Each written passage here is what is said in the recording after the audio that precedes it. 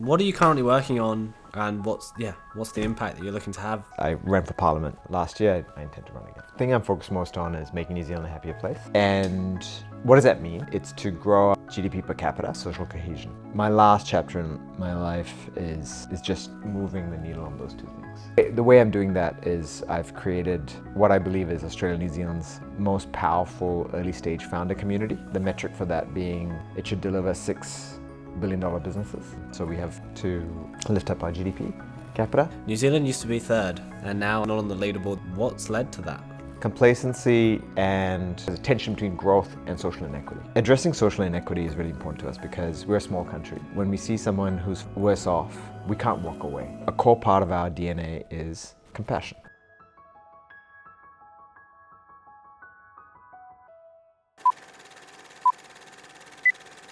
What are you currently working on, and what's the impact that you're looking to have? Yeah, so the thing I'm focused most on is making New Zealand a happier place. Effectively, my last chapter. Thanks for having me here, by the way. Yep. And what does that mean? Yes. It means probably two broad pillars. It's to grow GDP per capita. So we have an imagination where Norway, Sweden, Denmark, and GDP per capita for those countries are around 50 plus.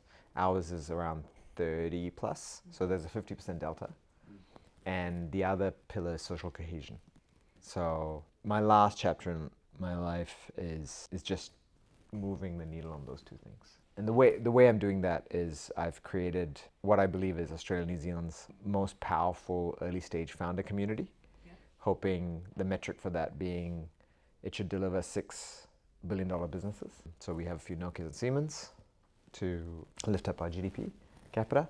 And the other piece is I ran for Parliament last year. I intend to run again. Cool. Yeah, there's a lot of talking points that you can go down through that, but I wanted to hone in a little bit and around that GDP per capita, because New Zealand used to be third, and now it's not on the leaderboard that you can see without scrolling. What's led to that? Complacency and a prioritization, and this is a challenge for us, right? So New Zealand is addressing social inequity is really important to us because we're a small country. And so when we see someone who's far worse off, we can't walk away because we're a small country. Everybody knows everybody. In a large country, you can walk away because you've got your posse or your whānau, and you can walk away. So there is a core part of our DNA is compassion. So we want to address social inequity. There's tension around that orientation around growth. It doesn't counter it, but there's tension. So then there's this prioritization around growth and, not prioritize, tension between growth and social inequity. And so it's complacency and those two things. And then there's a huge bunch of tactical and strategic decisions that we as a country have and haven't made, but underlying, in my opinion, it's those two pieces. So, if you think about your wealth journey, do you think that kind of what started you on it was maybe your family and their approach to wealth, or was it, following their footsteps or not going the opposite direction, or it was a moment in time? Yeah, it's funny, right? So wealth is not a word that's ever been part of my vernacular. Even the concept of it is foreign to me until very recently. I have always had deep-rooted economic insecurity, and I still do. It comes from a person who came from a lower socioeconomic background. So I was born in Kerala in India. My childhood was in Singapore. My parents moved when I was 2 years old to Singapore, and it was when Singapore was really forming as a country. But now looking back, it's funny, about 5-10 years ago, I thought about where did I come from a socioeconomic level? And because my dad took the first TV back from Singapore to India in the mid-1980s for his little village or town area, right? And so, it seemed like we were well off relative. But now looking back, if I were to put where we came from on a ruler, I would definitely be coming from a lower socioeconomic background. And my mother made sure that I understood that I was very lucky to be where I was. So I saw kids who looked like me break rocks for a living. And that was firmly embedded into my mind. But at the same time, my father taught me sovereignty. So he would say, if you came late from the playground, he would literally lock the house gate and say you can't come in because if you're 2 minutes late for work, you're fired, right? And when I failed a couple of exams in university, he cut off my mobile phone, and he made some very tough decisions through my life, to the point where we didn't speak for many years, because he chose that was the way he needed to role model. Hey, at the end of the day, you're on your own, right? Incredibly painful. So there's this sovereignty piece and gratitude that I was really embedded into me. And layering onto that is I've always been very clear about I need to know my why. Yeah. So, and I've executed on that. Now, this concoction leads to a lot of chaotic decisions around, not a linear path, a deep desire to like find your own self. And I think just following through on like, I have to find sovereignty. I am deeply fortunate for everything that's been given to me, and I need to do right by my identity, has allowed incredible levels of success. But it's been a powerful learning experience. I hope that made sense. Yeah, totally. Yeah. So what was your first step then? Yeah, great question. I think to be honest, now looking back, the first thing is incredibly strong educational fundamentals, right? Like I was numeracy and verbal reasoning skills were driven. There was no compromise around this. And it's funny, you take it for granted back then. And there was this really hardcore social ladder that there was so much pressure in, especially in those early years in Singapore, around all parents talked about when they got together was, what were your grades? Families, right? Wow. It was intense. One of the reasons why, when I had the opportunity, I moved to New Zealand on my own when I was 14. It was claustrophobic, but it grounded a very strong foundation. I think that's the first piece. And then I think the first step was my dad, Sachin Tendulkar is India's greatest cricket player. He would tell me, hey, when he was 16, he made the Indian cricket team. What have you done? Oh no. Right. Right. But there was alongside, hey, you can do something special. Yeah. You can be something special. I used to react so strongly to friends of mine in university who push back so strongly pessimistically around how one person can't make a difference. Oh. And I all the time. Yeah. So I think the first step is all of that. And hey, I need to make the world a better place, and a pursuit of that, and like being outstanding and excellent. So I graduated, got into professional services, was sales. Yep. Was really good at it. In Tokyo, worked 9 days a week, 20 hours a day, paid off an 80K student loan super fast. But then when the global financial crisis happened, the tap really turned off in regards to accruing wealth, I suppose, right? Yep. And it made me go, hey, I need to go learn about how the world worked a bit more. I did an MBA, and eventually got to a point where I realized, okay, that sovereignty piece kicked in. Mm-hmm. I've got to be my own person. And I think that's an entrepreneur. Yeah, well, I think the self-sovereignty thing is just super important. I think about it all the time. It's probably the one thing that I think about probably constantly. It's like, I don't think about Rome, but I think about self-sovereignty.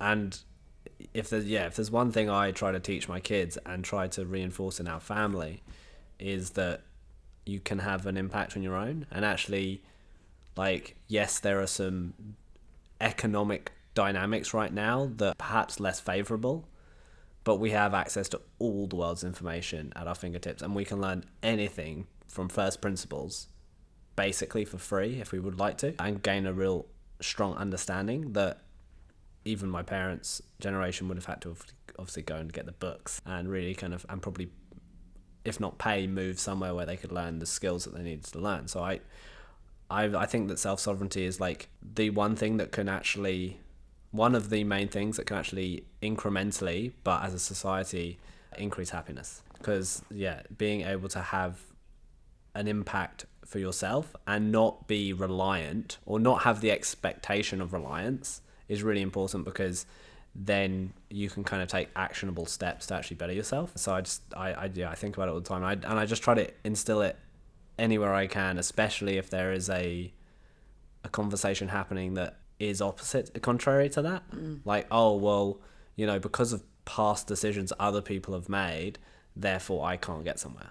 And, I think about when I had my moment of how I would have my own self-sovereignty.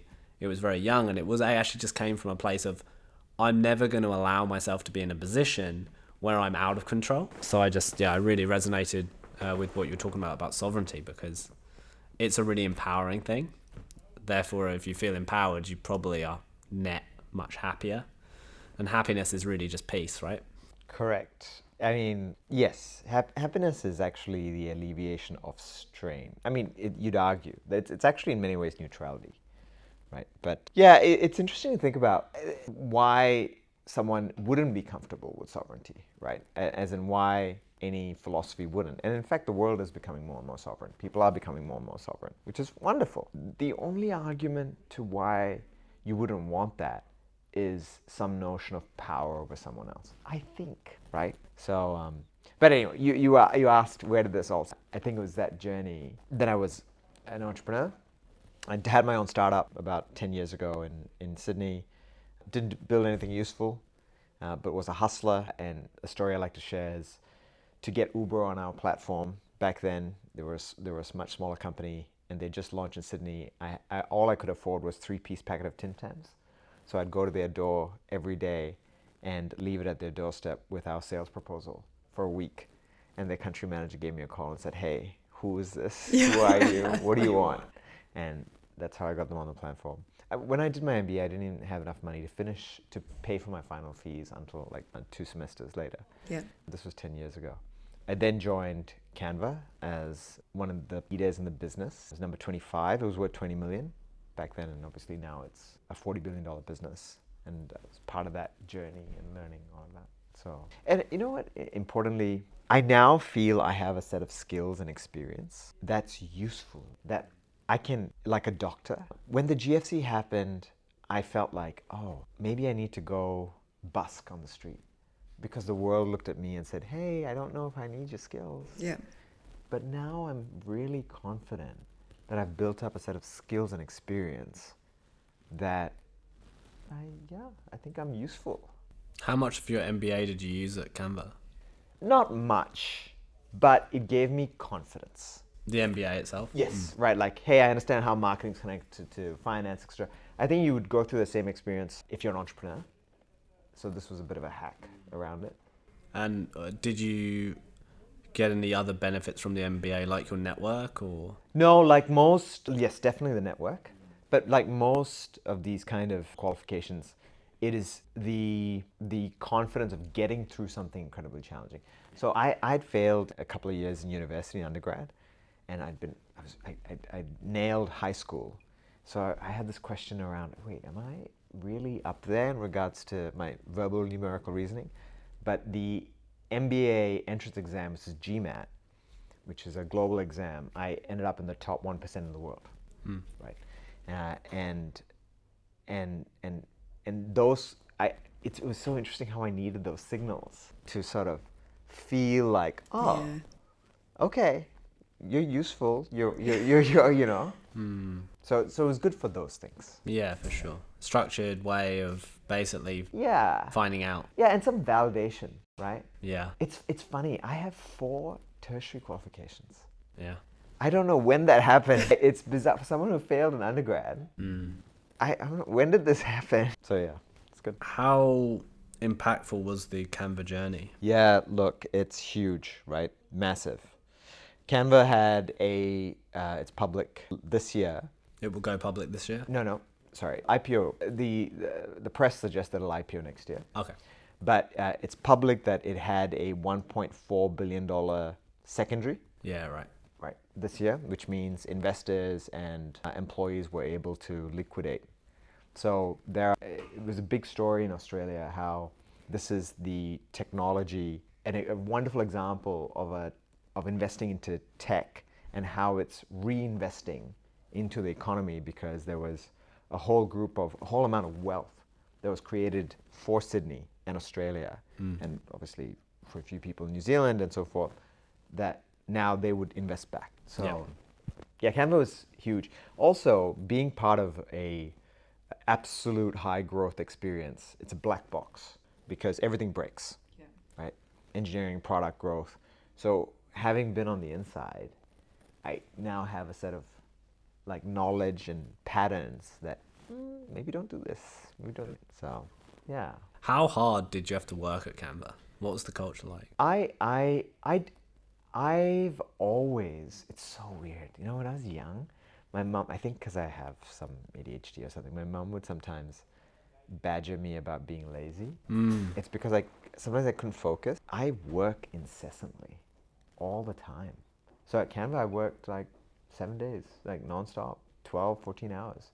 But I loved it. Yeah. I loved the fact that, unlike previous situations where I didn't understand the value I was creating, I was part of an entity where customers would tweet, I love Canva, I love Canva, we would get letters saying it made such a difference in our kindergarten because suddenly we can create flyers so easily.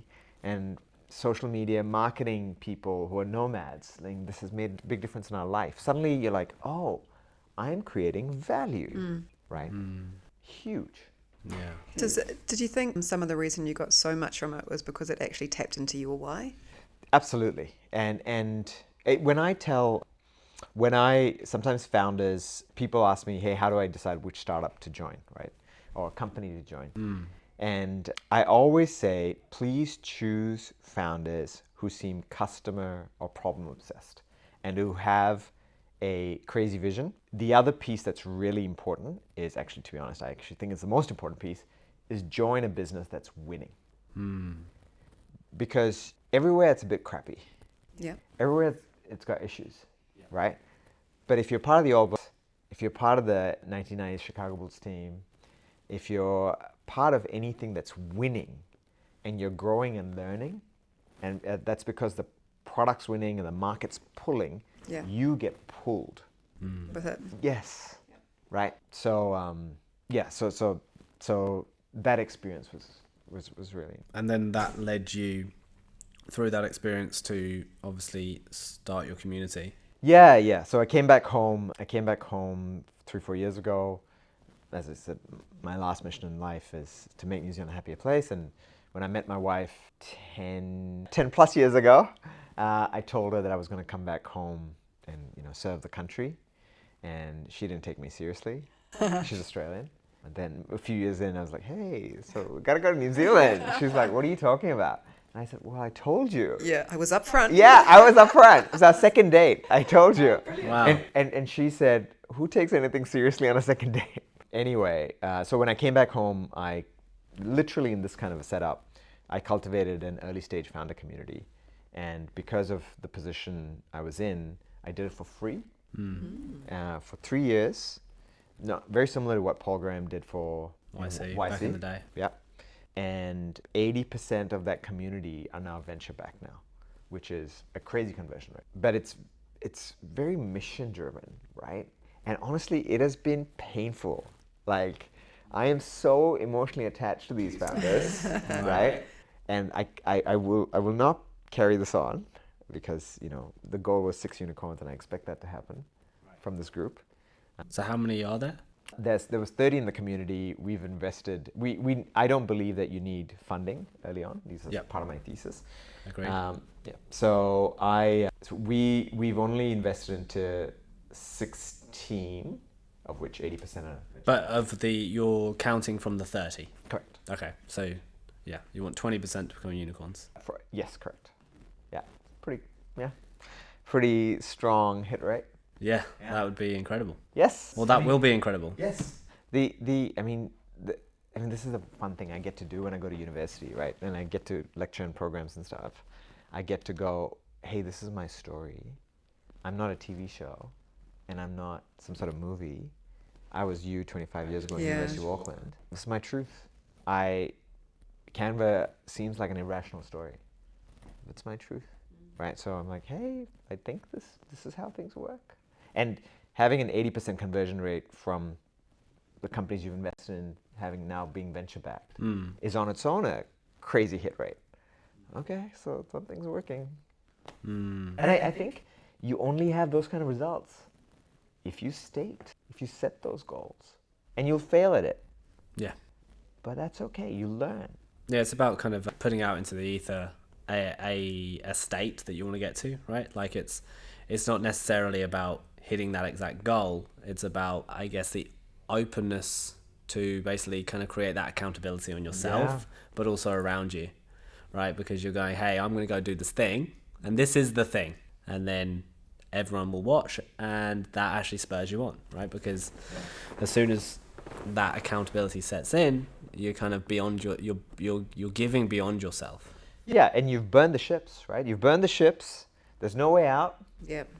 Have to. Have to do this now. Yeah. And I have gone through a lot of pain and hurt because of this attitude throughout my life. But now I seem to have done quite a bit because of, right? So Was that a bit of a chip on your shoulder? no, it's that belief system. Okay. Right? That I had when I was young. Right. Right? Like, The belief system that you needed to be compassionate, but you needed to work hard, and you may not be working hard enough. yeah. Yeah. Yeah, and you I trust the world. I trust that people want to help. I trust that. Okay, so I'll just tell you. Yeah. This is what I want to do. And throughout my life, many people have told me. Right. Don't. And I have been hurt because of it. But long term, Yeah. it has proved invaluable. Just, okay. So you're number 15 in terms of how many people we've interviewed now. Yeah. And there seems to be this underlying trait of resilience, I suppose, in the people we're interviewing. How have you, cultivated your own resilience throughout this? I listened to that. And he said, I've won 80% of my games or something. But then he had this wonderful insight that, do you know how many points I won in each game, in each match? 54%. Yeah. Oh, wow. Yeah. It cut through, right? That statement. Yeah. And he said, so do you understand how much I have failed? Yeah. Every mistake upon mistake. But then you just make the mistake. Okay, learn. What's next? Yeah, move on. Learn what's next. And I'd like to share this about the founders. It has been unbelievable, the journey and experience of supporting a big group of Kiwi founders. One of the insights is I have seen them build grit, right? Yeah. Because I have seen them go through so much and they fail, something bad happens, and then they get back up. And the community has helped, and me being there has helped. Just, okay, got you. Then they go again, something goes wrong. And about the third or fourth big thing, they're like, okay, I've been here before, Yeah. Things have hit the fan again. Yep. Okay, just get back up. Yep. So I think early on for me was the same. I made a lot of mistakes. But I think I always thought my superpower was I can handle pain. Like if I'm not smart enough, if I'm not fast enough, if I'm not all of these things, and if I have to be sovereign, okay, there's nobody else, you got to get back up, right? And I think that muscle gets better and better over time. Yeah.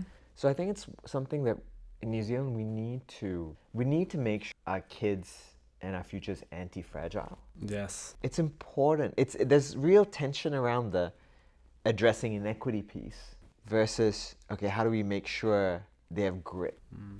I think that fear of failure, right? There's a whole lot of us out there that they don't even take a step in the direction because what if it all goes wrong? Like it's that negative mindset almost, right? Like we need to figure out a way to switch it. I don't know, like how do you support people to change their mindset from that fear space to the possibility space? I think you create safety to try things. Yeah. So there's an interesting piece, definitely with certain communities, where it's important that they feel seen and they feel heard. And somewhere early on, they've got to get to a space around. Sorry. No, that's okay. That's okay. Keep talking. Somewhere around where you've got to give them like somewhat. Yeah. Okay. Something I definitely tell all the founders, and a lot of people is you don't know how powerful you are, and if you can give them a role model or something. Yeah. And if you get it wrong, it's okay. But at the same time, you need to understand that you have to get better. Yeah. You've got to learn from it, right? Yeah, you have to learn from it. So how do you know, something quite concrete is like Outward Bound. Yeah. Outward Bound's fantastic, Yeah. right? Like it's those kind of like things, entities, functions, devices, 30 days on your own. Yep. And kids going through that experience, yeah, I think that's really important. How do adults pick it up? Yeah, it's an interesting one around how much you support and how much tension you create and how much you're like, hey, here's a bit of tools and skills. Like I remember there was once in New Zealand, I slept in a car because I didn't have enough like stuff around me and I was all alone. Yep. So yeah, it's not an easy thing. Yeah. So you've had some big highs and some big lows. Yeah. How did you protect your physical health and mental health through that? Was it something that you were conscious of at the time? Yeah, my suspicion is when we were both young, and I don't know if Chai's the same, but mental health was not a phrase. No, didn't exist. No. Never Right? heard of it Yeah. until like 5-10 years ago maybe. Right. So it is. I mean, it's wonderful. It's wonderful. It makes total sense that you should be talking about spiritual and cognitive. But when that didn't exist, you're like, okay, got to get back up. Yeah. And so how did I take care of my physical and mental health? I don't know. I just Got through it. you got through it. Yeah. You had a piece of bread. Yeah. You survived on meager resources, and you got through it. I think the way I got through it is gratitude.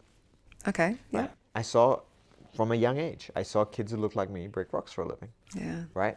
And they were smiling and they were happy, right? Or they seemed like it. Okay, well, I'm in a way better position. Sleeping in a car in New Zealand Yes. It's way better. is still in a more socioeconomically compared to a kid in India breaking rocks for a living Yeah. with barely any access to any social contract or social mobility is significantly. So in my darkest times, I'd go, man, there's people so worse off than you. You better get up. You have a responsibility to get up and go because there's so many other people who are worse off than you. Yeah. And if you don't go, are you going to make it better for them, right? And I think that story, so maybe it's passing on that story, right, in some way. You are, right? Yeah. I mean, as a society, Yeah. right, passing on those stories. New Zealand's had some rough times, and we are kind of going through, well, we are not used to it. The economic situation that New Zealand's experiencing right now, New Zealand's really not used to it. Well, I mean, most people aren't. Yeah. Actually, most people around the world don't really understand what is currently going on, because obviously you have to look back at history to really gain a good conceptual understanding of why things are happening the way they are. And often what happens is, especially in this modern age, is we get fed small pieces of information that are really easy to repeat. Yes. So one thing I was talking about the other day, and it's great that I've got you here, is obviously your transition into politics. There's a bunch of things, a bunch of areas I'd go here, because when you talk about self-sovereignty and being an entrepreneur and being a startup founder, you often, what I've found, that often that archetype isn't anti-government, but it's I don't need you kind of mindset. And then I guess, making that transition, knowing that almost the most impacts you can have is outside of that arena. And then I guess the other follow-up to that was around the sound bites. And we all have social media, and it feels like now with the advent of short form content, perhaps a politician's the most activity they have is actually kind of zingers that get shared on social media? Like, and how do you kind of, what is it behind the curtain? Because we only, as someone that's not really interested or involved in politics, you know, all you see is the zingers. You don't actually get a clear appreciation to the work that goes on, I guess, behind the scenes, which can, as a consumer of the government, because we're consuming the government, we pay taxes, etc. I guess it may give the wrong impression, right? Because all you see is that 60-second clip of kind of being smart because you know it will go semi-viral. Yeah, thanks for that question. It's a great question. A great lead. So Yuval Noah Harari wrote, this Israeli historian, wrote 2 books, amazing books, called Homo Deus and I can't remember the other one. And he really put forward the notion that so much of the world is just stories. A car stopping at a traffic light is a story. There's no reason to stop, but everybody believes in the story that, you know, we should stop when it's red. And it's incredible the power of human-made stories. So government and so much of the rules and regulations and everything, they're just stories that people buy into, right? What an amazing thing we can do, right? Like the World Cup is a story. Like it's just a bunch of rules, football rules, like whatever, they're all stories. And I think when you become, in New Zealand we talk a lot about business, and I think the conversation needs to shift around towards entrepreneurs. The dairy owner is an entrepreneur, the farmer is an entrepreneur, the person who's started a social media agency is an entrepreneur, the person who started the charity organization is an entrepreneur. Someone who's like, okay, I'm gonna like create value from ground zero. These people are creating stories, right? So, but government is a story too, right? So then once you've become an entrepreneur, I've realized, and there's a clear distinction between people who've done this and people who haven't. I think you're like, oh, I can make stuff up. Oh, wow. Like I can like make things, and it's not just like preset, like, oh, the roads had to be this way or that way. So getting into, I can, as an entrepreneur, I can see that. I can see that so many of these systems are just people made. And also it's funny thing, having an Asian background in India where like, you know, rules and contracts are up for discussion. You know, they're not like hard and fast. Like you can always get to a person. My father always taught me that. Let's just go talk to someone, you know? Yeah. So you really know that all of this, there's a conversation to be had. So I think there's an opportunity to reimagine things, right? Like from a government perspective, and I definitely lean on the side of decentralization, right? Like the reason why I orient the way that I am from a political standpoint, I'm socially, I'd say, far left nearly, but fiscally conservative because I want to give away power. I want to trust people. I want to trust communities. So my orientation is I want whatever economic system we set up to like, hey, like, how can I like give you sovereignty To create productivity, productivity. do what's right? I want to give power away. Yeah. But sorry, the piece about the story piece that I was leading on to was the economy is an amazing, incredible story, right? This complex, beautiful thing that people have created to trade. How can I make myself better? Argentina's got this skill, this resource. Africa's got this resource? How do we like mishmash and exchange resource? And unfortunately, there's been war and bloodshed in that journey, but that's kind of what we were trying to do. We were trying to progress and get better, which is what the economy is. It's just a place to exchange goods and services so that we can progress from a very fundamental human way. Right? What an amazing construct. And okay, so how do I like let you do more good things and solve more problems? So that's my orientation when I think about government and people. I think that entrepreneurial like lens, which a lot of people in government don't have, which is slightly problematic, I think. Would you say that it's a difficulty or a challenge for politicians in all areas of New Zealand government to think about productivity where in an environment where everyone's conflicted because everyone's benefited so dramatically from property. So how do you make a society more productive when everyone's got an inherent conflict? I mean, when Christopher Luxon came into politics, the one word he kept talking about was productivity, right? And right now there's a situation where there's a lot of other issues. Like we can't talk about productivity if the machine's not working properly. Yeah. So need to lean things up, get the machine working properly. Okay, then we can start talking productivity. At least that's right. But 100%, we need to make sure that things become more productive. I think the complacency, the social inequity piece, all of this, are we as good as we can be? Is not as loud within New Zealand right now. But someone asked me a question on Twitter the other day, and I said, I trust us to work it out.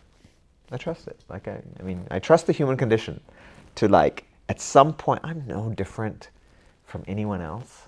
At some point, stuff kicks in. You're like, okay, I've had enough. Let's get this show on the road, right? So yeah, I'm very optimistic. Optimistic about the ability to go back to number 3. Right? Yeah, 100%. Because ultimately, 100%. That's what we've got to be chasing for. Is how do we create a structure where again the barrier to export your products, services is easy and seamless, and so that for every unit of effort, and effort comes in my kind of brain as capital, computation or time, every unit of effort produces the maximum amount of productivity, and that's something that it'd be really interesting to see New Zealand's journey over the next 10 to 20 years as we kind of navigate our way through that. Yeah, I am but a construct of New Zealand. I love this country. I love it so much. It gave me safety. It allowed me. I had like my parents are Americans, American citizens. I had access. I had a green card. I was never going to take it because New Zealand offers an access to a social conscience that very few countries offer, right? Totally. I'm not going to let that go. Are you kidding me? Like, this is the best thing. Like, I have peace because I'm a Kiwi, relative to so many other people from other countries. Such a good point, because I think about that a lot, because I go, things actually, like it makes sense maybe for me not to physically be here, and the cities ultimately are a little bit more exciting, and there are these reasons, but then like you say, there's some kind of tethering to New Zealand that I have also personally from my great experience having here, coming from the UK and kind of growing up here a bit, and but then coming here on my own back with so and it is interesting because it's not a fiscal reasoning, it's something else, and I think it's like you say, it's that kind of almost 2 degrees of separation max in New Zealand. It's a very close-knit community, and you can kind of talk to anyone you want if you put yourself out there. So it doesn't make sense, but it's like financially, but it makes sense kind of spiritually almost. The one thing that we lack, which we're hopefully you're addressing and other entrepreneurs are addressing, is our education system has dropped, but it's okay. It's just about good enough. And I definitely got a great education system, education in New Zealand. And we have great entrepreneurs. We have fantastic entrepreneurs, but we don't see scale. The same entrepreneur in Brazil, China, US, India sees scale. And I think our farmers saw scale at some point because they're like, oh, okay, like we can go sell like dairy products. Okay, they saw. And we need more of just, textile manufacturer, social media manufacturer, definitely our tech entrepreneurs, 100%. Like, you need to know and understand that there's a big, amazing world out there, and you need to be global from day one. We have to engineer that into our youth. Like, it's so easy to, we're 2 islands, everything's fine, No, the same version, I tell this to university kids all the time, the same version as you, as skilled, has a similar education system in the US and India, sees crazy opportunity, and you need to get that. So that's one thing we need to change, and we need role models and people, you know, That have done it. Yeah, That have lived it. yeah. Because So without that, you kind of don't know. correct, and then you don't know you can reach. So You don't fun. know. Yeah, right. So I think doing that. So what's some advice you'd give to someone starting out? Well, four or five things. I actually say, I mean, the finance sector and the agriculture sector are probably the two areas that you don't have to be global from day one because there's enough of a market, probably. And there's enough of a problem here. Yeah, enough And of a problem. Australia. Yeah, through Australia, New Zealand. But pretty much anything else, you have to be US first. Like the number of New Zealand founders I meet, and I'm like, just stop now. Like the minute you say releasing, if it's a digital product, if I'm releasing it to the New Zealand market first, it's a job board for New Zealand. I'm like, okay, I don't even know what that means. For who? Sorry, for who? Like, Yeah. For what? Like mass of people. Like that's the point of a tech product is scale, Yeah. right? So then, okay, so you have to be US from day one, which is not hard.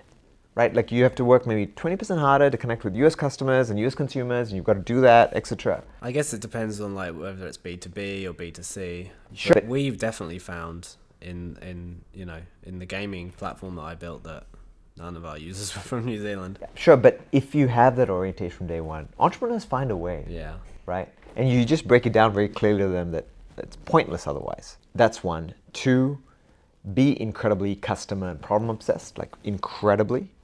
That's two. Three, understand that the world wants you to win, that venture wants you to win. The amount of money piling into venture is nuts. The world is definitely learning that more and more, oh, you can build a tech product and you can scale it to the world. It's a thing, right?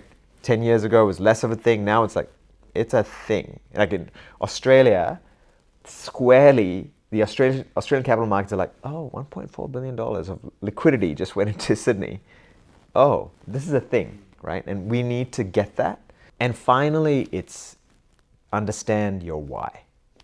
And understanding your why is a challenging thing because you're trying to grapple with something really deep down inside. But whatever, I always make a statement to entrepreneurs, creating a dairy store, starting a dairy is not any less cool than creating Canva. Entrepreneurs are cool. And what's cool is doing right by you. If you want like safety and security and financial well-being for your family, and that's the most important thing, that's awesome. Yeah. If you want to accrue so much power and capital, like Mike Cannon-Brooks from Atlassian, who's now tilting the energy market in Australia because of what he's done, the amount he's been able to gain, fine, that's cool too. But that's what he wants, and he had to go through huge amounts of pain to get there. This is what you want. It's different. So do what's right by you.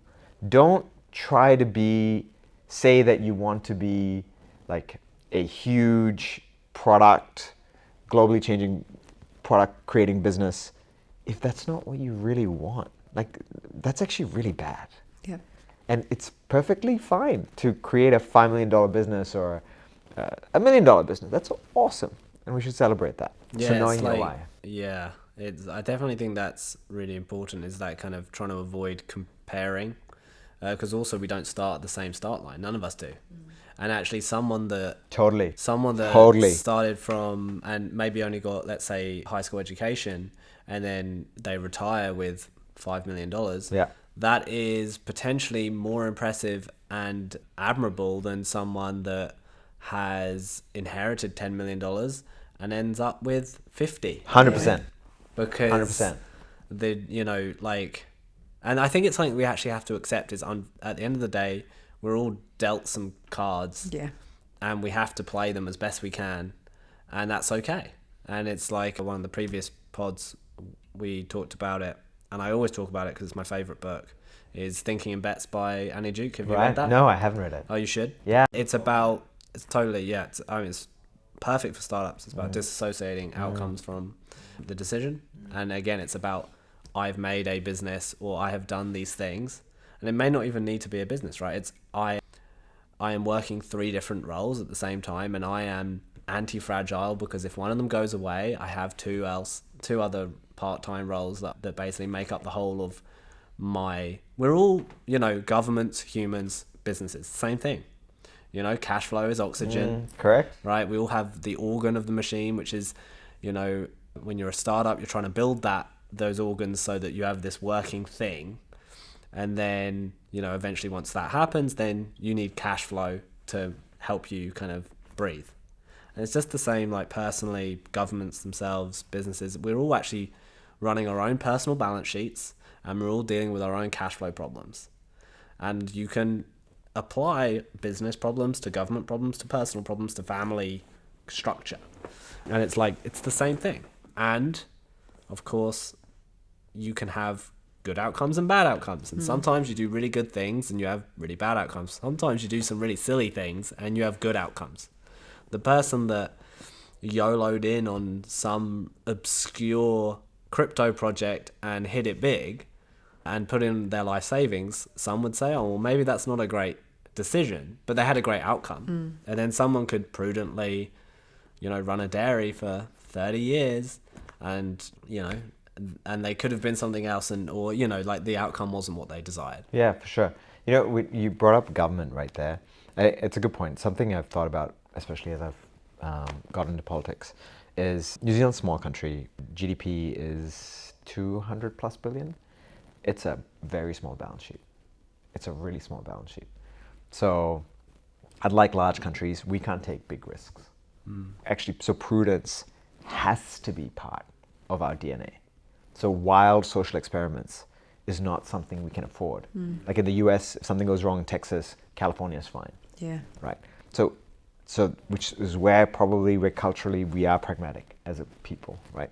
But, so okay, we need to be responsible with how government uses its resources because we don't have the balance sheet yet.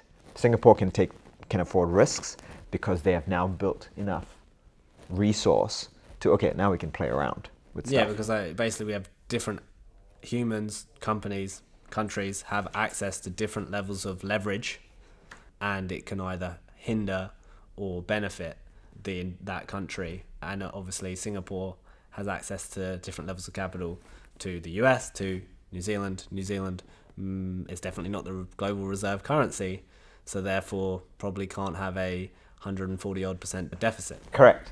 So it's interesting sometimes there's conversation about, we can take on more debt. Right, and then we compare ourselves against, this country is taking on more debt. But sorry, what's the size of our economy? Yeah. Right, like our balance sheet is way smaller. So sure, if you take from a percentage perspective, it seems like we could relative to these countries, but we have a smaller balance sheet. So we are not comparing. And the cash flows and the productivity levels Correct. may be different, Correct. which drive, again, your ability to get access to leverage. Yeah, it definitely has been. I mean, I have to say, when I was in university, there's this joke about how, like, I don't like the words left and right, and I don't like to, like, put things into boxes, but there's this joke about how if you're in university, you're not left leaning, you don't have a heart, and as you grow up, if you're not right leaning, you don't have a head. This is a tagline. Yeah, we just need to be more fiscally conscious as a country. We just need to be aware of, hey, at the end of the day, we've got access to X amount of resources, we make some stuff, we create value, we take that, we invest them into hospitals and education. It's kind of like the basic construct. And if we're not doing a lot of the value creation piece, we don't have much to like invest into our things. Like, so we can keep talking about, hey, we're not doing this investing thing properly, but if we're not creating more value, whatever we do over here is not going to be the one silver bullet's education, right? Which you can't, like, that's nearly the one major thing which creates value eventually. Yeah. So, yeah, we just need to be across that as a country in a much clearer fashion. I think it's about understanding that, like, there are fundamental differences, and that takes quite a lot of time to try and get that across. Yeah, for sure. It's a complex topic, and most people that are professionals in that arena in the world of economics have a wrong more often than they're right, because it's very complex and it's very hard to actually forecast effectively.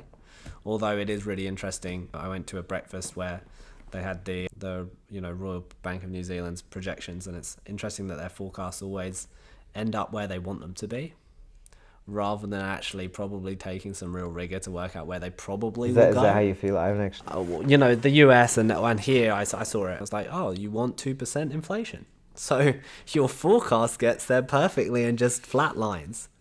I want the level of employment to be here. So guess what? My forecast is going to flatline to where I want it.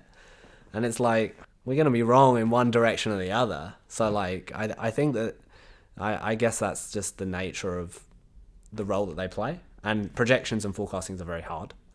But I think that it discredits, right? Because when you kind of go, oh, it's just really great that it's just kind of worked out in this forecast. Can I ask you guys something? We don't have kids, right?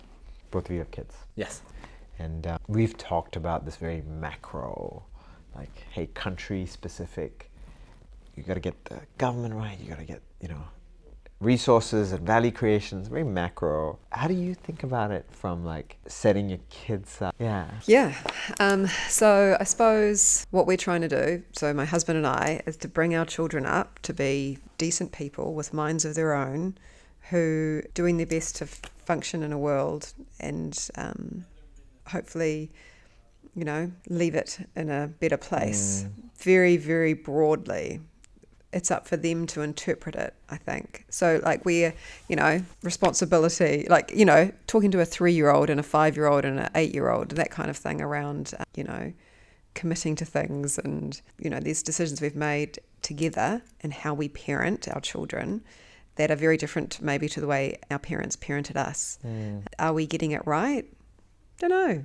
Are we going to keep trying to get better at it as we go? And the way we parent our oldest is very different to how we approach our youngest, because we've learned so much. And also, when you've got 3 children, by the time you get to the 3rd one, your capacity is so much less, right? So it would be interesting to sit down and talk with them in 20 years' time and go, right, what was your experience and what did you take away? Because they'll be very different things. But it's, parenting is the hardest thing I've ever done and will keep on doing. And I don't know if you ever get to a point where you stop, but I do think the relationship changes. Everything changes, right? I think, for me personally, our first was not so much planned. It kind of happened, and I was 22. Wow. We'd been here a couple of years, and it completely changed my entire life. Just knowing that they were coming, they were going to arrive, and it completely changed my life, and it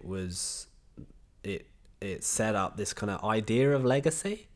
But it's because it stemmed from a very early moment in my childhood where I didn't like the situation that I was in. I didn't like the cards I'd been dealt. And I decided, well, I'm going to go and do the opposite. And I think that has its own challenges, right? But that made me more intentional than the average person, I think, around parenting, mainly because I wanted things to just be a little bit different. But I like to say I'm a communist with my family, socialist with my friends. Yeah, totally. And a capitalist with everyone else. 100%. And socialist with my friends, most definitely, because I believe that, and we live in Mangunu Bridge, and that community is so strong. It provides everyone in that circle with opportunities and a safety net that communities that are not as connected may not have. And I think that's a great thing about rural living too. Correct, but that's an orientation where government wants to give away power, decentralize. You guys, as much as possible, you know the problems, you know the issues. Yeah. And I think to go back to the kid part or the parenting part, I think there are a few things that I kind of struggle with, I guess, is one, not trying to push my chip onto my kids, specifically my son, because I see myself in my son more because we have different upbringings. We have a completely different life. So I think I now am trying to think, how do I not try and burden him with something that I put on myself? And then at the same time, how do I also not rob him of the opportunity, or them, of the opportunity of creating their own future? which is really difficult because, you know, you get your own ideals. And my 3 kids, all 3 of them are extremely different. They're different skills. And yeah, like, try not to push, you know, try not to kind of put things on your kids that they don't necessarily need, and it's not fair to. And then, yeah, trying to not make it so that they're kind of not able to, you know, the problem with giving inheritance is that in some cases you basically rob that person of going out and doing it themselves, because at the end of the day, like, the rewarding part is the journey. Yeah. And if my kids don't get the opportunity to have a journey and feel pain, then I would have robbed something and from build them. sovereignty. Yes. Right? Like, to build the notion that, okay, Yeah. I'm okay. Yeah. Which is huge. It's from an Indian background, and this is, I've been watching The Crown recently for the first time. Okay. And it's been quite powerful for me because my childhood is in 3 Commonwealth countries. India, born in India, child of Singapore, then New Zealand, obviously. And seeing this entity which had so much influence on my life, like, as a story, I was like, oh, so this is why this happened, and this is why this happened. I can see the dots now. But as somebody of Indian heritage, there's a powerful doctrine that gets passed on. Like, it's an ancient civilization, right?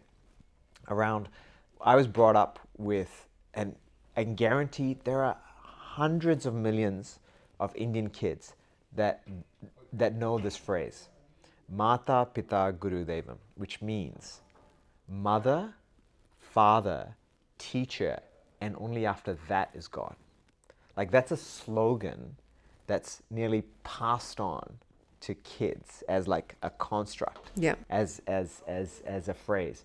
Another construct that's passed on is duty, right? Abstract duty from your person, right? Separation. And those kind of things. So when I hear you talk about your kids, right, there is a repetition of things that you're passing on. Yeah. Like, you know, hey, I want you to know that you have a responsibility to make sure that things are better, than your accountability, etc. And I was fortunate that there's this like powerful, probably centuries tested doctrine that's being passed through, which New Zealand, as a young country, we still have an opportunity to like craft. It's the benefit of a rich history. Yeah. Right? And something that's unique to us, given our bicultural history, and, you know, that we need to, it's a scary, vulnerable thing to have a conversation on. It's going to happen, or it is happening. Yeah. Right? But there's an opportunity to take even more ownership and like space for that conversation. So, yeah. So then our kids are like, oh, if we do this, like Kiwis are like this, you know, it's like these 3 things, you know. I mean, the number 8 wire is definitely a thing, you know, but maybe there's a few other stuff. Yeah, for sure. Yeah. Awesome. Well, Yeah. thanks for coming on. No, thank you. I don't know how much of a conversation this was. Well, No, but but it all flows. Do you know what I mean? And they all have links, and I think that's important. Yeah. I think that, like, the most important thing is that wealth is not this thing you're going to randomly obtain. Yeah. It's actually like a structure to your life. Yeah. Right? And actually, like, that's, I think, the biggest thing that I think we can get from these conversations is wealth isn't just these bunch of assets that you've obtained. Wealth is constructing a life which enables you to then start to acquire assets that can then obviously work for you. And then do what you want, right? Like, you know, live the life you want. So many people we talk to, though, like, they've acquired a certain amount of wealth, and then for so many of them, it's like, okay, so how do I share my knowledge? How do I bring people along on the journey, right? It's really cool to see. Yeah. And that's why we have to mix up the questions, because ultimately what we found is 99% of people that come on say freedom of choice and time. Yeah. And that's it. So what is wealth? I guess it's freedom to choose and the time To do it. to do it. Sovereignty. Sovereignty. Totally.